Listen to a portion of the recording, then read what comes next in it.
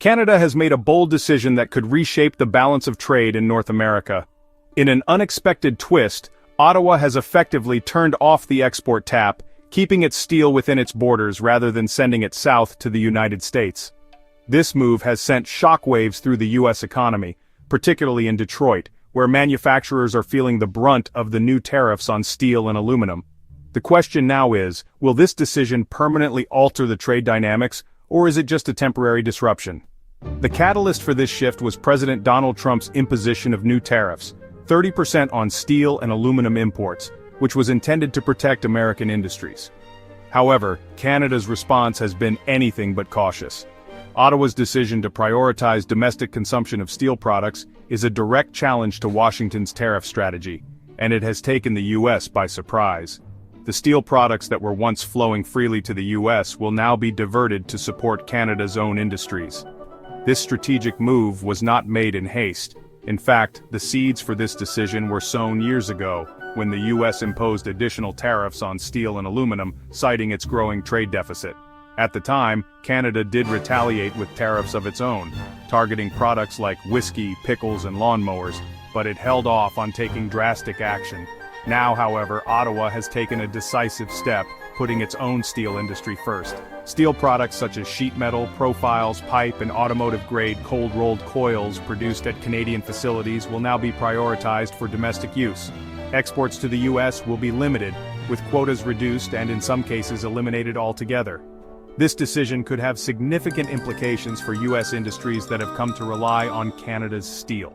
For example, automakers in Windsor and pipeline projects in Alberta will now be forced to adjust, as Canadian steel that was once destined for the U.S. market will be retained domestically. The impact of this move is especially significant given that Canada is a major exporter of steel.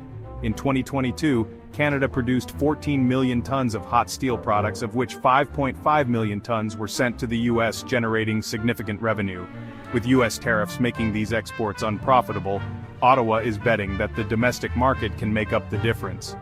The Canadian Steel Belt, located in Hamilton, is already operating at full capacity, with furnaces running day and night. There's been an upward trend in domestic market demand, driven in part by federal infrastructure investments and the need for steel in sectors like liquid hydrogen plants and renewable energy projects. In particular, Ottawa has mandated that 60% of components for wind turbines must be sourced domestically as part of its green energy strategy. This green initiative, combined with increasing domestic demand, presents a promising future for Canada's steel industry. Canadian labor unions are cheering this move, as the new policy offers job security for workers in the steel sector. The United Steelworkers Union based in Toronto has praised the government's action, calling it a protection of Canadian jobs. Indeed, when U.S. tariffs were first imposed, Canadian steel employment fell by 10%, as producers were forced to slow down or halt operations due to price uncertainties. Now, with the government's guarantees for domestic steel consumption, Canadian steel plants are hiring again. This strategy is not just about job security, it's also about environmental responsibility. The Canadian government has allocated significant funds to help steel plants transition to cleaner production methods, such as electric arc furnaces, which use scrap metal rather than raw ore. This transition aligns with Canada's broader climate goals, including a 40% reduction in emissions by 2030 and net zero emissions by 2050. But this move has its critics, particularly in the United States. In Detroit, where assembly lines rely heavily on Canadian steel, the new tariffs are expected to increase production costs. Automakers like Ford and Stellantis, who once enjoyed the benefit of affordable steel from Canada, will now face up to a 9% increase in costs, potentially driving up vehicle prices. Some analysts predict that the price of vehicles like the Ford Bronco could rise by as much as $1,800. This could lead to reduced sales, impacting not only U.S. automakers but also workers in Michigan who could face layoffs as production slows. Moreover, while Canada's move may benefit its steel industry and workers, it risks straining the delicate trade relationship between the two countries. The U.S. steel lobby could argue that Canada's new policy constitutes unfair state aid, even though Ottawa has not subsidized its steel producers, but rather ensured a guaranteed domestic market. The World Trade Organization would likely not classify this move as protectionist, as it does not involve price subsidies but rather a prioritization of domestic supply. This shift in trade dynamics also has implications for Canada's energy sector. Canada's oil sands projects in Alberta, which require significant amounts of steel for pipeline construction, are feeling the pinch from U.S. tariffs on steel imports.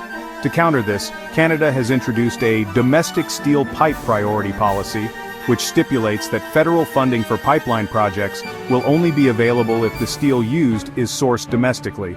This has added another layer of complexity to the already tangled trade situation between the U.S. and Canada. But beneath the surface of this trade dispute lies a larger shift in global supply chains.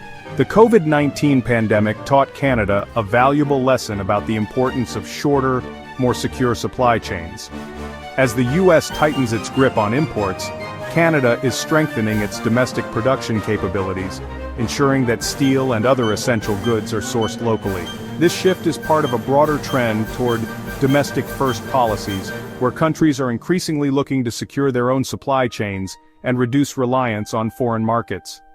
While Canada is still dependent on the U.S. for 70% of its exports, the country's steel strategy is a clear attempt to diversify its trade relationships, particularly with Europe. Canada has already announced plans to bridge this gap by offering Europe a green alternative to U.S. steel. With the EU's Carbon Border Adjustment Mechanism, CBAM, coming into play, Canadian steel, particularly steel produced using hydroelectric power, has a significant carbon footprint advantage over U.S. steel. This makes Canada an attractive partner for the EU as it seeks to meet its climate goals. As Canada navigates the shifting tides of North American trade, the economic consequences of its steel strategy are beginning to unfold. While Canada's decision to prioritize domestic consumption of steel seems like a victory for local industries, it is far from a straightforward economic win. The long-term impacts, both on Canada's economy and on the broader North American trade relationship, will be shaped by the way other nations, particularly the United States, respond. The Canadian government's move to limit steel exports to the U.S. has already sparked political outrage in Washington. Lawmakers from the Great Lakes region, where much of the U.S. steel industry resides, have voiced concerns that Canada's decision amounts to a covert export barrier, a tactic that undermines free trade principles. One representative has even suggested that Canada is stealing American jobs by hoarding steel that would otherwise go to U.S. manufacturers. However, a closer look at the situation reveals a different picture. While the Canadian government's move does prioritize domestic consumption, it does not amount to a full-scale export ban. Export quotas remain in place and certain high-quality products, such as special steel for electric cars and military applications, will still be available to foreign markets. What Ottawa has done is simply shift the priority order, ensuring that Canadian industries and workers get the first crack at the steel that's produced within its borders. The political ramifications of this decision are already being felt in the U.S., where President Trump's protectionist policies are now being tested in a way that he likely didn't foresee. By imposing tariffs on steel imports, Trump aimed to bolster American manufacturing by making foreign steel more expensive. But by forcing Canada, one of the largest suppliers of steel to the U.S., to prioritize its own domestic needs, the U.S. has inadvertently found itself caught in a bind. U.S. manufacturers, particularly in the automotive industry, are now facing higher costs and reduced access to steel, which could lead to layoffs and decreased production. The ripple effect of this policy shift is most evident in Detroit, where automakers like Ford, Stellantis, and General Motors rely heavily on affordable steel to manufacture vehicles. With Canadian steel now subject to a 30% tariff, the price of raw materials for these companies has jumped significantly. A report from Wall Street analysts suggests that the price of vehicles like the Ford Bronco could rise by as much as $1,800 due to the increased cost of steel. This could have a significant impact on sales, particularly in an already price-sensitive market. The U.S. automotive industry's reliance on Canadian steel is a reminder of how deeply integrated the two economies are. The ability to transport steel from Canada to Detroit within a day has made the flow of goods across the U.S.-Canada border seamless. But with tariffs now in place, this quick and affordable access to steel is being threatened, and the implications for U.S. workers are significant. If the higher costs of steel lead to decreased vehicle production, workers in Michigan could be laid off or face reduced hours. This could ultimately undermine Trump's stated goal of American jobs for American workers. At the same time, Canada's steel strategy is playing into the country's broader environmental goals. The steel sector is responsible for approximately 7% of Canada's carbon emissions, and the government's push toward electric arc furnaces, which melt scrap steel rather than using raw ore, could significantly reduce emissions. This move is part of Canada's commitment to reduce its carbon footprint and meet its climate targets, which include a 40% reduction in emissions by 2030 and achieving net zero emissions by 2050. By investing in green technologies and prioritizing the domestic steel market, Canada is aligning its industrial policy with its climate goals. The federal government has already earmarked substantial funds for this transition, with grants totaling 1.2 billion Canadian dollars dedicated to carbon-neutral steel projects. The move toward electric arc furnaces also has the potential to cut emissions per furnace in half, making Canada's steel sector not only more sustainable but also more competitive in a global market that is increasingly focused on reducing carbon emissions. The green shift in Canada's steel industry is also attracting attention from Europe. As the European Union's Carbon Border Adjustment Mechanism, CBAM, takes effect, countries that produce steel with lower carbon emissions are poised to benefit. Canada's use of hydroelectric power in its steel production gives it a significant advantage over other steel-producing nations that rely on fossil fuels. As the EU implements stricter carbon pricing mechanisms, Canada's green steel could become an attractive option for European buyers looking to meet their own environmental targets. For now, Canada is capitalizing on this opportunity by positioning itself as a supplier of low-carbon steel to European markets. In doing so, it is diversifying its export markets and reducing its reliance on the US. This move aligns with Canada's broader strategy to balance its dependence on the US while taking advantage of the EU's growing demand for green products. As the global demand for environmentally friendly steel increases, Canada could find itself in a prime position to expand its presence in international markets. Despite these promising prospects, there are potential challenges that Canada will have to navigate in the coming months. One of the biggest concerns is the impact of rising steel prices on domestic projects. The Canadian Construction Association has already raised alarms, warning that higher steel prices could slow down infrastructure projects across the country. To mitigate this risk, the Canadian government is promoting the recycling of scrap steel, offering tax rebates of up to 35% for the recycling of steel. This initiative aims to balance supply and demand while keeping prices stable for domestic consumers. Canada's efforts to maintain price stability through recycling are designed to prevent the steel market from overheating. However, there is a delicate balance to be struck between ensuring domestic supply and keeping costs under control. The government's strategy to encourage the recycling of steel, combined with its emphasis on electric arc furnaces, is intended to create a sustainable and resilient steel market that can weather fluctuations in demand and supply. As Canada strengthens its domestic steel market, it is also strengthening its own security. The COVID-19 pandemic exposed the fragility of global supply chains, and Canada is now focused on reducing its reliance on foreign suppliers. By keeping more steel production within its borders, Canada is increasing its self-sufficiency and reducing the risk of future supply chain disruptions. This domestic-first approach is becoming increasingly common as countries seek to secure their supply chains and reduce vulnerability to external shocks. Canada's move to prioritize domestic steel consumption has not only disrupted the North American trade balance, but has also positioned the country as a leader in the green energy transition, using the trade shock to further its long-term economic and environmental goals. As the world moves toward cleaner technologies, Canada's steel strategy is evolving to meet both market demands and climate goals, setting the stage for a shift in the global trade dynamics. In response to the economic turbulence caused by President Trump's tariffs, Canada has crafted a delicate balancing act.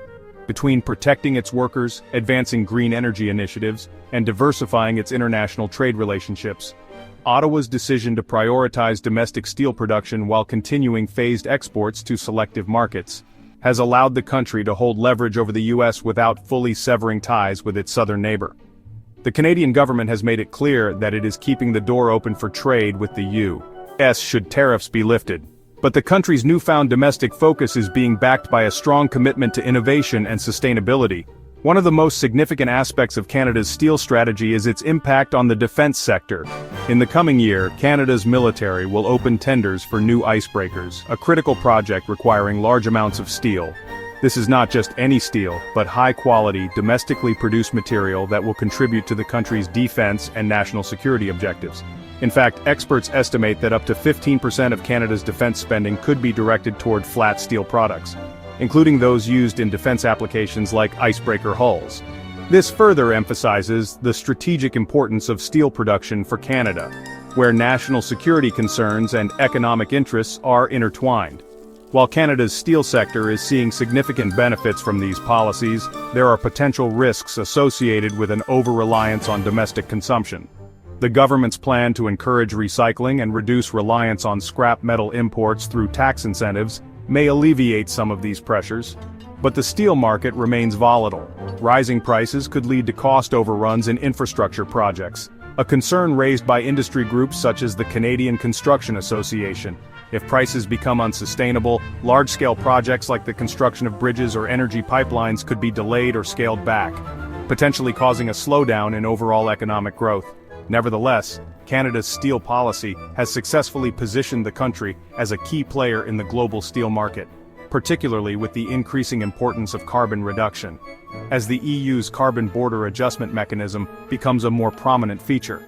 Canada's relatively low-carbon steel production offers it a competitive edge.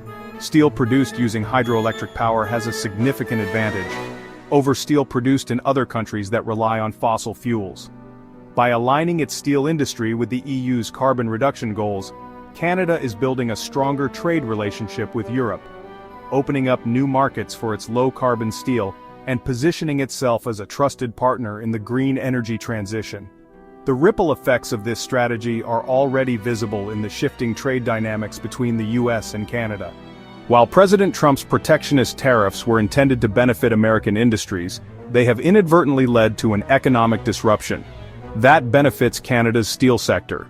Ottawa has not only found a way to turn Washington's trade barriers into an opportunity for domestic growth, but is also using this moment to strengthen its own position on the global stage. However, while Canada has successfully leveraged this moment of tension, its long-term success will depend on how well it can balance domestic demand with sustainable growth. The future of Canada's steel sector is tied to its ability to innovate and remain competitive in an increasingly green-conscious global market. By investing in cleaner technologies and aligning with the EU's carbon reduction goals, Canada is preparing itself for a future where low-carbon steel production becomes a key selling point in international trade. The political and economic repercussions of Canada's decision will continue to unfold in the coming months and years. In the US, the impact of Canada's steel strategy is likely to be felt most acutely in the automotive and energy sectors. As US manufacturers face higher costs and tighter access to steel, political pressure will mount on Washington to address the unintended consequences of Trump's tariff policies. In the meantime, Canada will continue to fortify its steel industry, secure its domestic supply chains, and expand its green energy initiatives while keeping one eye on the shifting sands of international trade.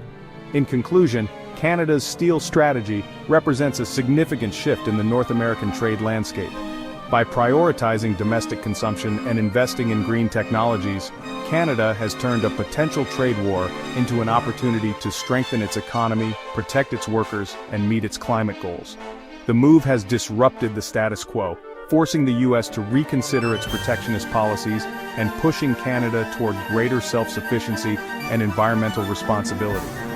While the full implications of this strategy are yet to be seen, it is clear that Canada is positioning itself as a resilient and forward-thinking player in the global trade game. As the steel industry evolves, so too will the balance of power in North American trade. And Canada's response to Trump's tariffs may prove to be a defining moment in the region's economic future.